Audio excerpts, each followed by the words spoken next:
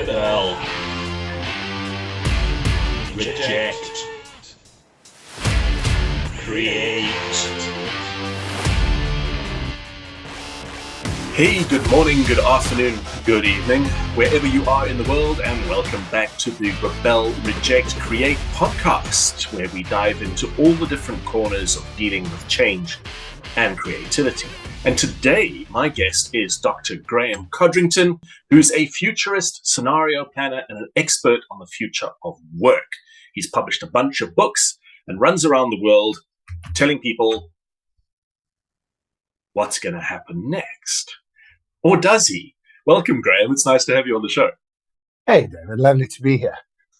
So, a futurist. What is that, and what does that even really mean?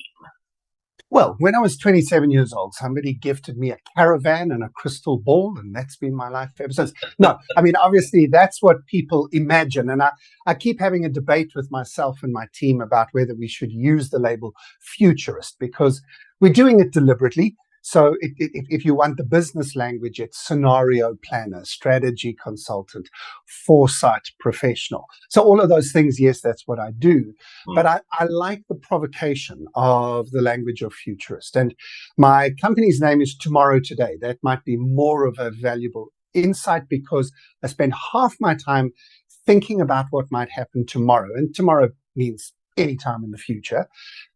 Nobody can predict that, obviously, but we can maybe do a better job than not of anticipating, and particularly anticipating disruption. We all think about tomorrow, we all plan for tomorrow, but we're not really good at seeing disruption. Hold the thought, we'll come back to that, of course. And then the other half, so that's tomorrow, then the other half of my business is today, which is given that we can't remove the uncertainty, the unpredictability of the world around us, what should we do about it?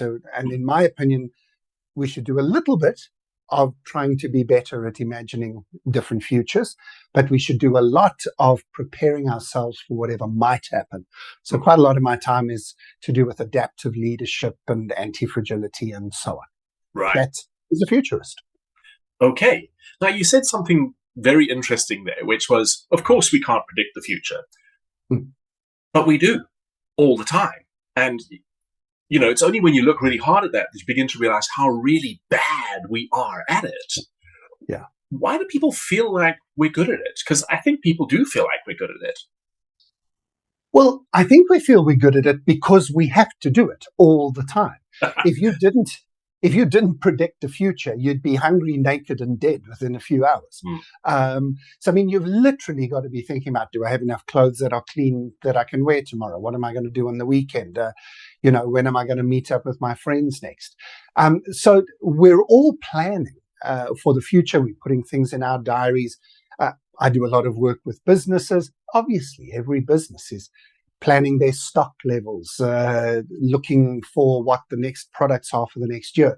So we kind of live a lot of our lives in the future with these plans.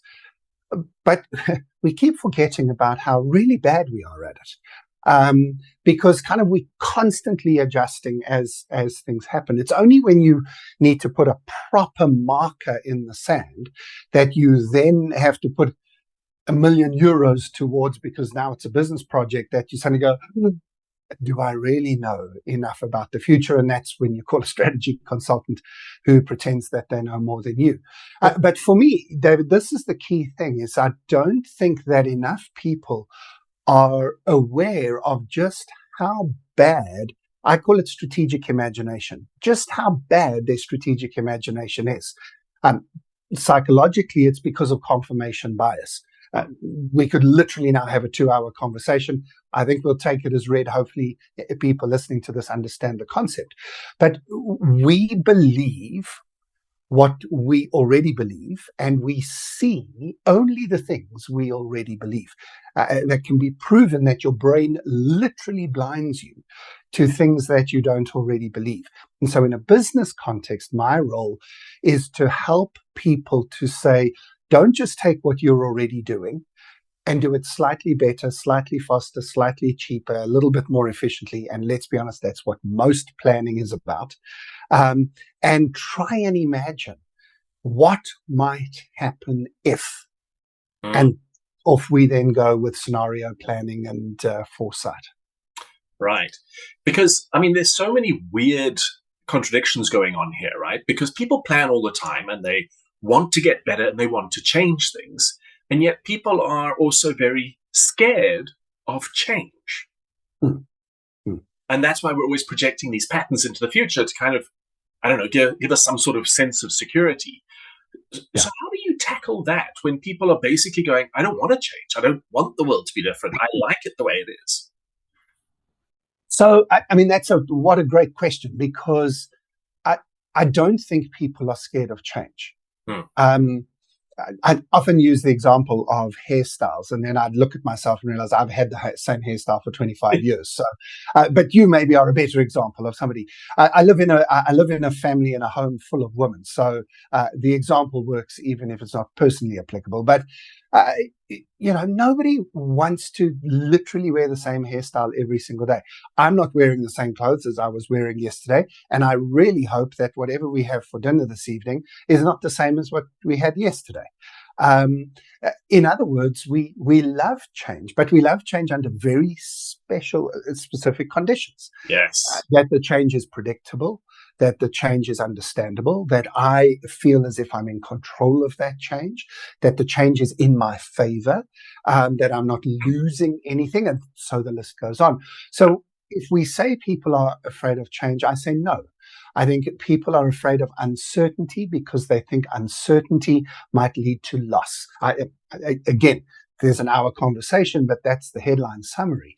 If people are concerned that they may end up in a worse off position, they will then resist the change. And that might literally be a thought in their head. They might resist the thought that comes. And that, of course, is a massive blockage to creativity, and especially in the corporate world where I work.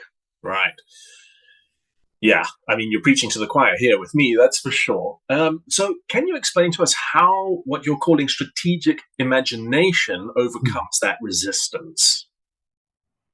So at one level, and I'm not sure you're paying me enough to give you all of these secrets, because you're paying me nothing, of course. No, I mean, should I tell people these secrets or not? I keep thinking about it, because the secret here, David, is that actually the main part of my toolkit, and I have this wonderful concept called the Futurist's toolkit, sounds also grand. They're really just little tricks. Many of them were tricks I learned at school and in youth groups when I was a kid on youth camps and things, because what we're trying to do is we are trying to trick our brains to not see the limitations that our brains typically impose. So, for example, if you walk into a group of people whose responsibility is the sales of a product, and you say, right, let's brainstorm. Lovely, fantastic. I know you run brainstorming sessions, not like the ones I'm about to caricature, but it's not as simple as just saying to somebody, think outside the box. You've actually got to trick the brain. That's the language I use, I think. You got to trick the brain into saying, ignore the current limitations. Yeah. And so a number of tools that I would use. One is what we call future backwards scenarios, which is that you jump to the future and then you look back to the present and you say, well, what's crazy about the world we live in? So, David, you and I are roughly the same age, so we can jump back 30 years into the past. Maybe we should go further. We're getting older. I mean, when you say 30 years in the past, you're probably thinking I'm talking about the 1970s. It's actually the 1990s. Anyway, I need to pause for a moment to acknowledge that. But if we think about the early 1990s, we're thinking of a world in which people could smoke on airplanes, that there were no security checks at the airport, that In some countries, at least, seatbelts in the back seat were optional. That there was one telephone in the house. I don't know if you ever did this, David, but phoning your girlfriend and having to speak to the father first. Good grief! I think that scarred our generation more than anything. So we laugh about it. It's a lot of fun, but now we've got this mindset. 30 years backwards, we see there were crazy things in the world. What might we do if we were to go back in time? What would we fix? Now jump 30 years into the future, you're into the 2050s already, and you look back on our world and you say, but what's crazy about our world now, the world that we live in now? And if you do that for your company, if you do that for the product you're trying to sell, you might discover that you've just accepted that there are certain limitations, that there are certain ways in which we do things. Yeah. And you don't give yourself permission to, if I can throw a second tool in very, very quickly, to have a ridiculous idea. So, for example, we were doing some work with a big company. They sell trains. I mean, big company, but not model trains, the trains that cities use in their undergrounds and metros and so on. And they knew that the city which had asked them to bid was never going to give them the work. There was all sorts of politics going on, but they had to have 3 bids to go through the political process, and they were making up the numbers. So they thought, well, we can do something different here. We were involved in just inspiring them a little bit in the process. And I said, well, what's the most ridiculous thing that you can do? Pick one aspect of the product that you sell and just take it to absurdum, so obvious good example is price. Okay, let's give the trains for free. That's our proposal. We're going to give you the gift of 1,000 trains, locomotives and carriages for free. Now, of course, you can't do that. The company has to make money. But this was 15 years ago. But you will now, and everybody listening to this will know what we came up with. It's trains as a service. In other words, you don't sell them the train, you lease them the hours that a train needs to be on the track. We all understand that today, but they invented it 15 years ago and got the deal. They made more money out of a 10-year maintenance and lease contract than they would have made in selling the trains. Now, that's an obvious example. And of course, now you go NBA language, Uber, Airbnb, blah, blah, blah. But we say blah, blah, blah because after somebody's had a really great creative idea, it actually seems quite obvious. Yes. But it needed the person to have the ridiculous idea. Hey, Graeme, back in 1993, your mother told you to never get into a stranger's car. And now we pay. Here is an app that will allow you to give somebody money so that you can do precisely that. And so once you jump into the future, so future backwards scenarios, that allows you to identify which parts of what you do right now might actually be open to a ridiculous version of itself that doesn't always give you the perfect answer or business plan, but it's tricked your mind to have ideas that then might do that for you. So for me, I'm not a creative genius like you are and like some of the people you speak to are, but I do think in my own little way, what I'm trying to do is to find these little ways in which we can just stop our brains from limiting themselves. To stop our brains being constrained by current reality and give ourselves permission to imagine a different, a bigger, a bolder, and I hope a better future. Awesome. Thank you, Graeme. Hey, if you're listening to this and you're enjoying the conversation, please don't forget to hit the like button and the subscribe or follow button so that you can catch more episodes like this. There are plenty available across YouTube and all podcasting platforms. Well, not quite all yet, still working on that. Graeme, I mean, this is really funny for me because first of all, you say, I'm not a creative genius. And I'm like, pfft. But second of all, everything you've just said is exactly what I always say, but in suit and tie language, whereas I'm in t-shirt and tattoo language. But we are talking about exactly the same thing. We are. That is true. And David, actually, I love the fact people will not be aware of the fact that you and I did know each other at school, and kind of it's been lovely to reconnect as middle-aged adults because yes, I inhabit the suit and tie world, but I wish maybe I was a little bit more of that rebel as you've positioned yourself, because that's what I think the world desperately needs at the moment. And so if we are borrowing each other's language and borrowing each other's tools so that in whichever parts of the world we find ourselves, whether it's politics or the arts or education or business, we are able to unlock people's views of the future.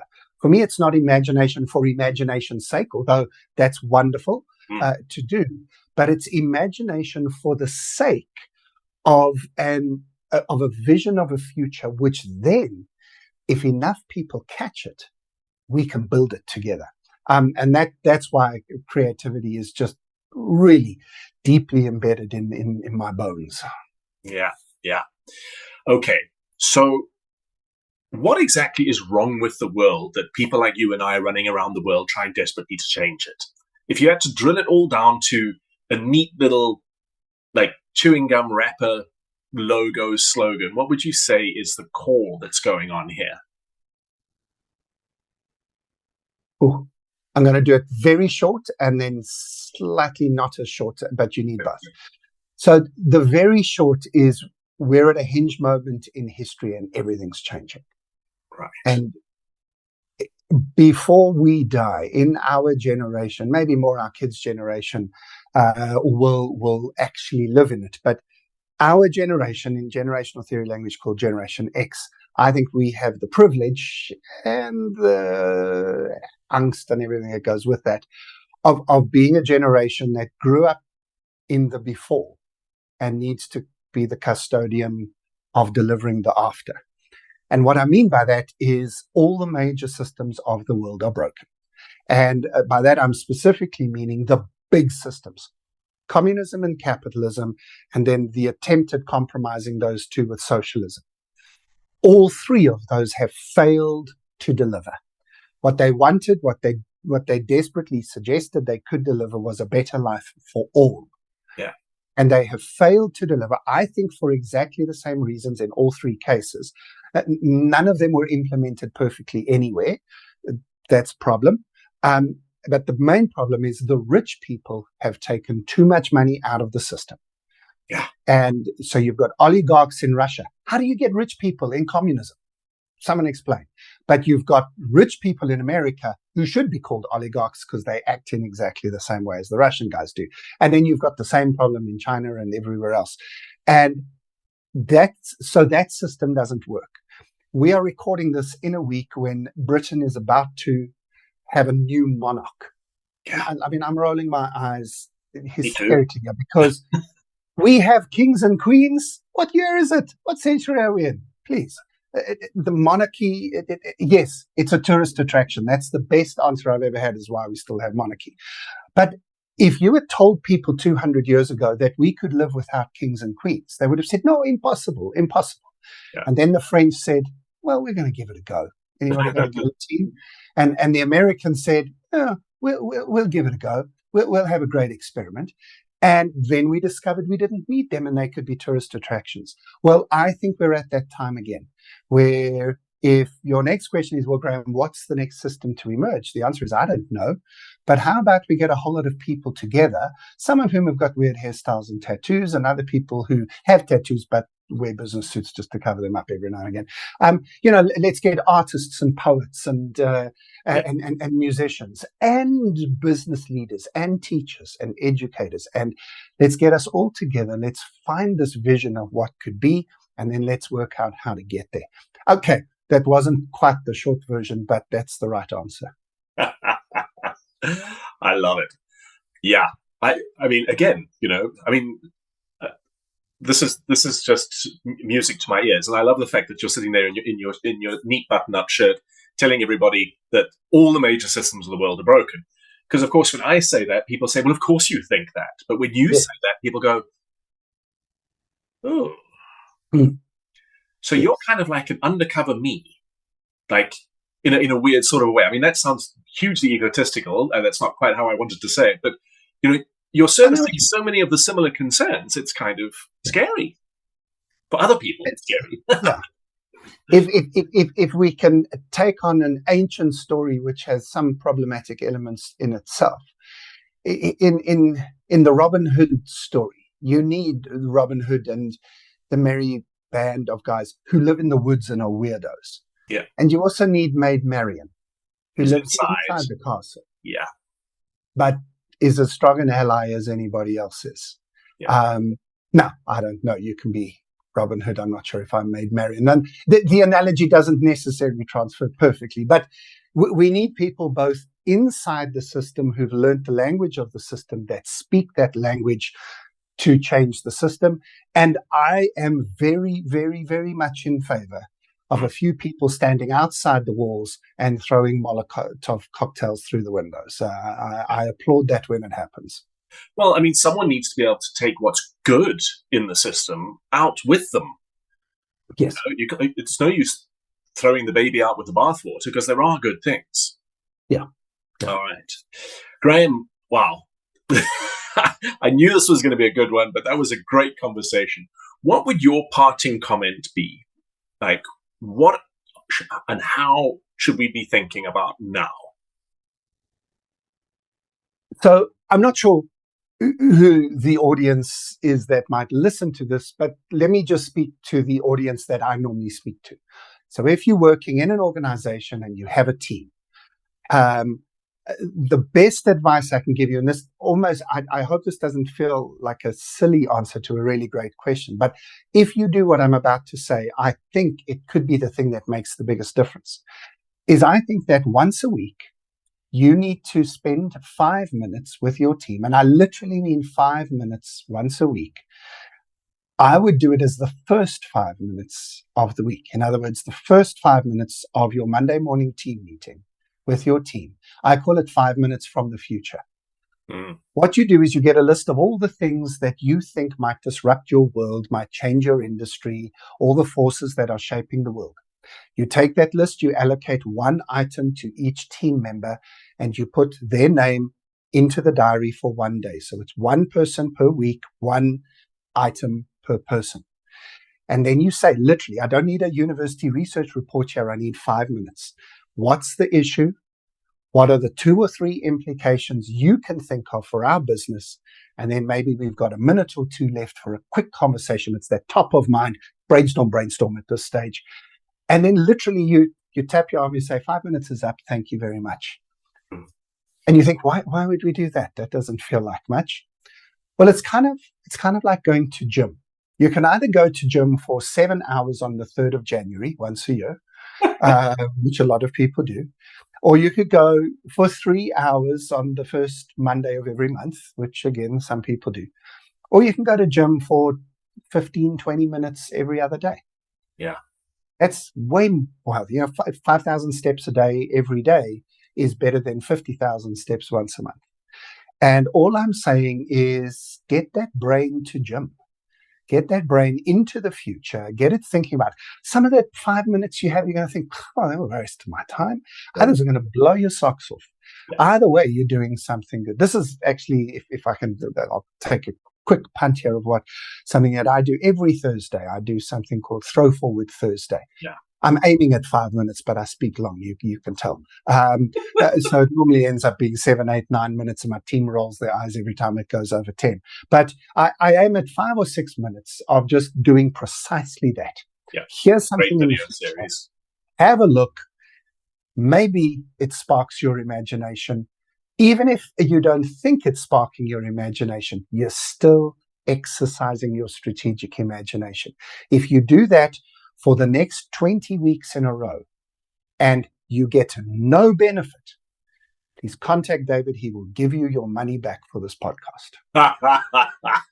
Graeme, thank you so much for your time. It's been awesome to speak to you. Cheers, Matt. Thank you. And to you who's been listening, Thank you so much. You can check out Graeme's website, his company, his business, his speaking, his books, all in the show notes underneath the episode. Remember, rebel against your biases, reject the status quo so that you have room to create new answers. I'll see you next time.